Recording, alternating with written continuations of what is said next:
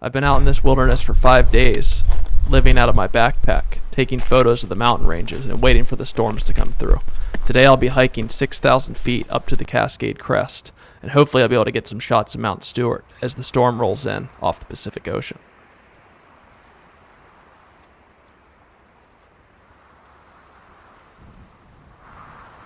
That's the east side of the Cascade Range over there. You can see blue skies. And then right along this area is called the Cascade Crest, and that's the transition from the west side that gets all the wet, wintry and stormy weather off the Pacific Ocean. And then it gets caught on all of these mountains here. So it's a lot drier over on this side. But a lot of times if you sit over here where I am, you get to watch the storms roll through. Sometimes get hit by one, so we'll see what happens. I got my camera out. I'm going to take some pictures of Mount Stewart, which is one of the largest peaks in the Cascades. You can see it peeking right through there. The very top of it, it's up in the clouds. But I like how all this light is hitting in the foreground here, and then it goes to dark where the peak is, and then it transitions back to light where the top of the peak is all in the clouds. So whenever I was setting up this shot, one thing that I kept in mind is that I wanted to show the scale of Mount Stewart back here. So if I didn't have anything in the immediate foreground, such as these trees, I would never be able to see the scale as something like this. So whenever I'm picking to shoot a large mountain, a few things that I want to do. Number one, I don't want to have the peak of the mountain be below anything else in the scene. So a good way to get around this would be to crop it over and down, so that the mountain is the tallest part of the scene. So if you shoot a little bit wide, it's all good, especially if you're shooting with a larger megapixel camera. So I want to crop that so this maintains the top part of the scene. That will help it to look dominant. And then I'm going to crop this in here so that these trees right here also play a role in making the peak look dominant. So that can make a huge difference in the overall image. Go from here to here. That puts a lot more perspective and a lot more, you could say, control on the viewer's eyes and where they go. So when I look at this image, my eyes are going to start down here, and they're going to transition from dark to light to dark again. So whenever I'm talking about transitions, light things are going to grab your eye. Dark things aren't going to grab your eye. Saturated things will grab your eye. Desaturated things won't grab your eye as much. So if you have something that's bright in the foreground, it's going to move your eye from this bright object where it's first drawn to a darker object. Your eyes just want to escape. Once they get to dark, they'll want to move back to light again. Once they get to light, they'll want to move back to dark again. And then this will just continue. So long as you have different transitions from dark to light all throughout the image, it'll really break it up nicely and give a lot of depth to the overall scene. Another thing you'll notice here is there's a few different colors that I'm going to work into this image for my color harmony. So if I pull up the color wheel right here, which you can find over here under color, you'll notice that I have this color wheel. Now you can check out my color theory photography guide. Just Google Dave Morrow color theory and it'll pop up. You can download that guide and take it out with you. Use it in the field or use it while you're editing. But whenever you're selecting colors for your image, a really easy way to keep the colors in line is to pick one color that is on the cool side of the color wheel over here, and then one color that is on the warm side of the color wheel over here. These are just called complementary color harmonies. So if you have dark blue, it would be great to use a lighter yellow where the light's hitting these rocks right here. You'll notice that blue is over here and yellow is over here. So those are complementary colors. The other thing you could work into this is what's called a triadic color harmony. So if you had yellow and blue, you could take another color at 90 degrees from it, which would be right over here or right over here, and use that as well. So I have green as well in this photo, so I could accentuate the yellows down here in the foreground, the greens right here, and then the blues back here. And that would give me a triadic color harmony. So those are a few different tips that you can use to move the viewer's eyes throughout the photo. What I'm noticing here is that these trees right on the ridgeline, they're moving a lot from the wind. So when I'm setting this composition up, I had to jack the ISO way up to 400, drop the f-stop to 8. That gives me 1/200th of a second shutter speed.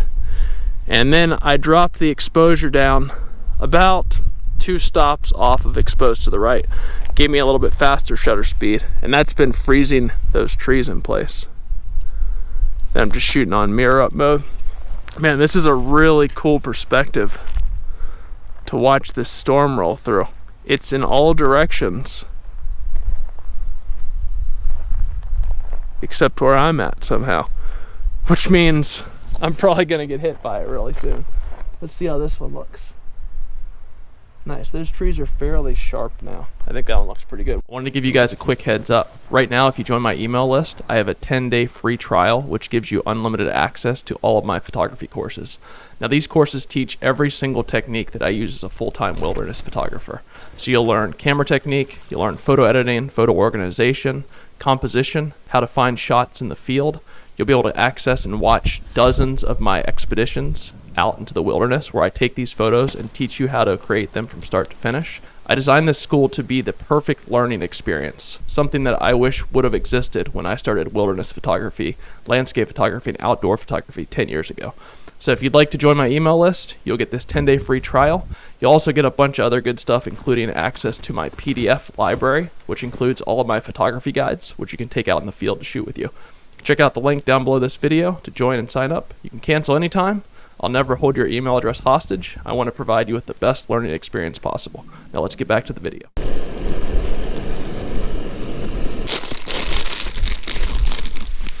The best.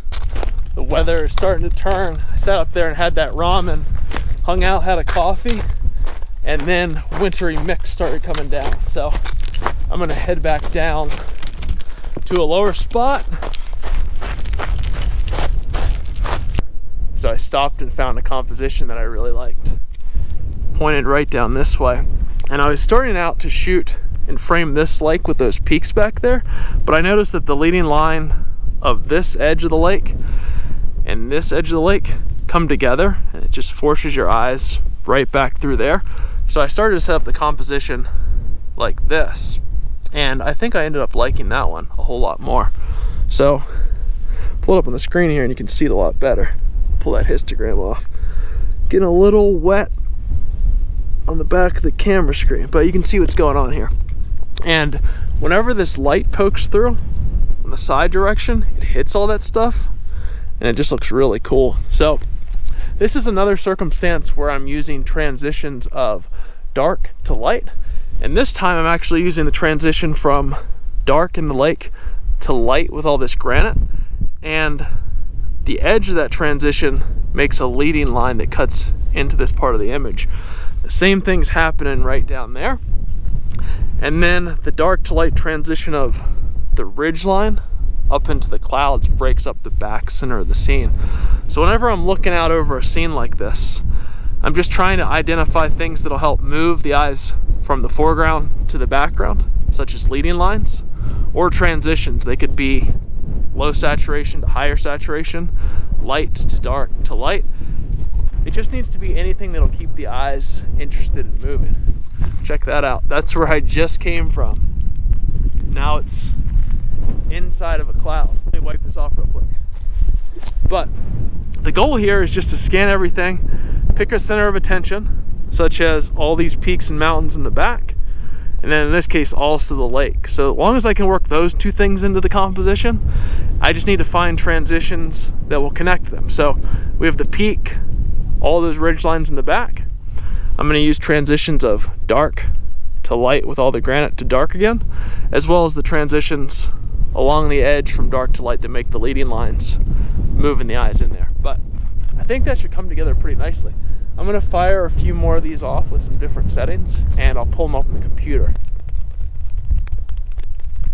So this is a great example of a bad shot, but at least I had a reason to take it. So whenever I'm looking to set up shots, if I can have a reason or a justification of why I think the shot will work, then I'm going to go ahead and take it. But if I'm just shooting with no purpose, then I'm going to come home with a bunch of bad shots, and I'm not going to know why they were bad or why they weren't. At least when I have a purpose to a shot, like I was talking about with these transitions and the leading lines, which I'll discuss here in a moment, at least the justification is that I'll have better shots over time if I know why I'm taking it. So with this shot, the light was not good. A few things that I don't like about it is that there's a lot of boring dead space all throughout here.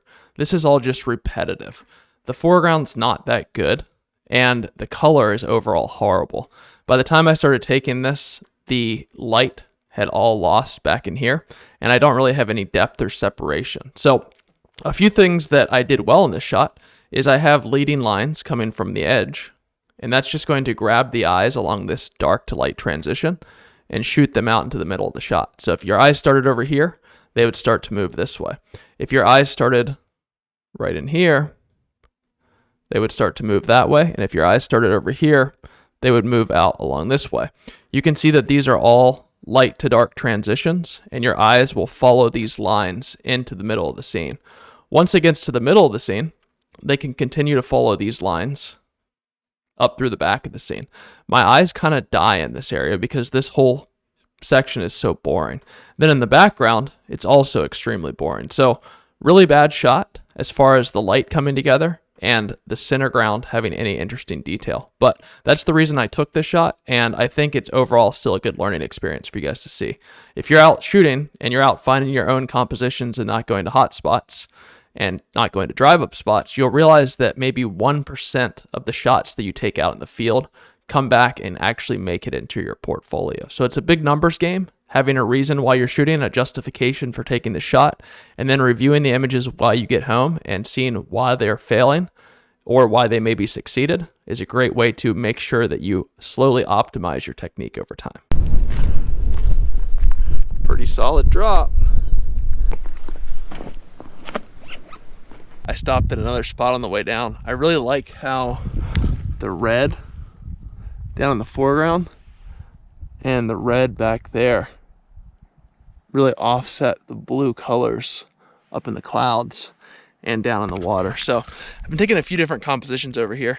One I took that I'll show you right now, and then the other one I jumped up on that rock so you can see a lot more scale. So we'll see which one turns out the best.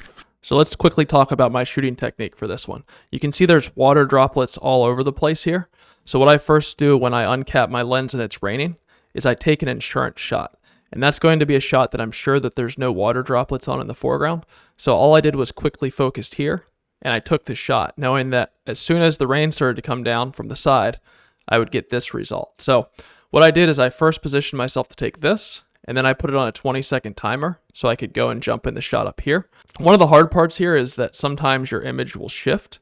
If it shifts like that, you can just hold both of these down, hold shift, right click over here on the edge, and you'll have to hit rasterize layers if they're in smart objects. If they're not in smart objects, you don't need to do that.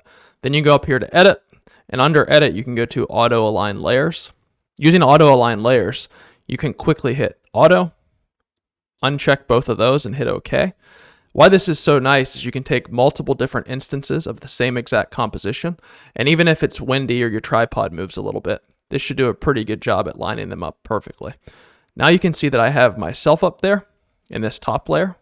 I can just mask it and cover it up, and there I disappear. Now I can just grab my brush tool here. I'm going to make a regular brush, make sure it's a white brush right there, and then I can just paint right through here. And then you can see I quickly appear right there. And I have all that nice foreground detail going on as well. So hopefully that trick can help you guys out. You could also crop this down and remove a little bit of that from the top. Now there's some other things you could do to help this image a little bit.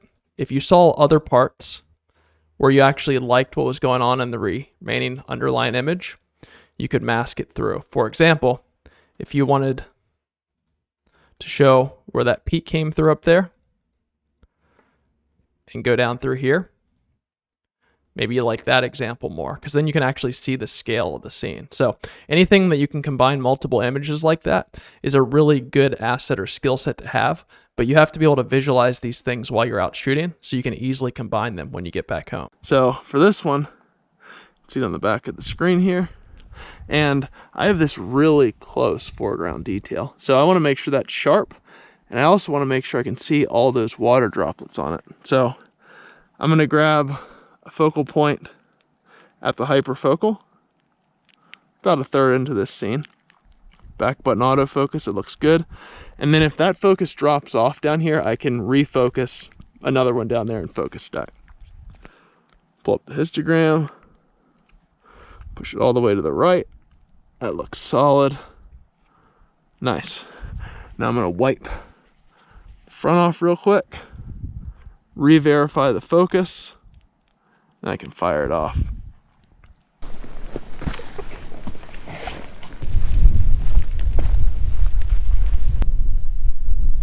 Thanks again for watching today's video, everyone. It was great to have you here. If you guys enjoy these videos and would like to help to support me to continue to create them, leave me a comment below with a question you may have had. I'll be answering them in future Q&A sessions. Also, leaving me a like or hitting the subscribe button to follow my channel is a huge help. I don't ask for anything besides that, but if you would like to sign up and join my landscape photography school, I have a 10-day free trial which gives you unlimited access to all of the courses that I have that teach every single skill set about landscape and outdoor photography. These are skills that I've tuned, honed, and designed over the last 10 years as a full-time wilderness photographer. So if you'd like to get free access, test out all the courses, learn composition, learn camera technique, photo editing, organization, everything else that goes into the complete creation of wilderness and landscape photography images, check out the link below this video. Get signed up. No strings attached, no credit card required. I just want to give you guys access to understand everything that I know about landscape and outdoor photography. So thanks for being here, guys. Thanks for watching, and I'll see you next week.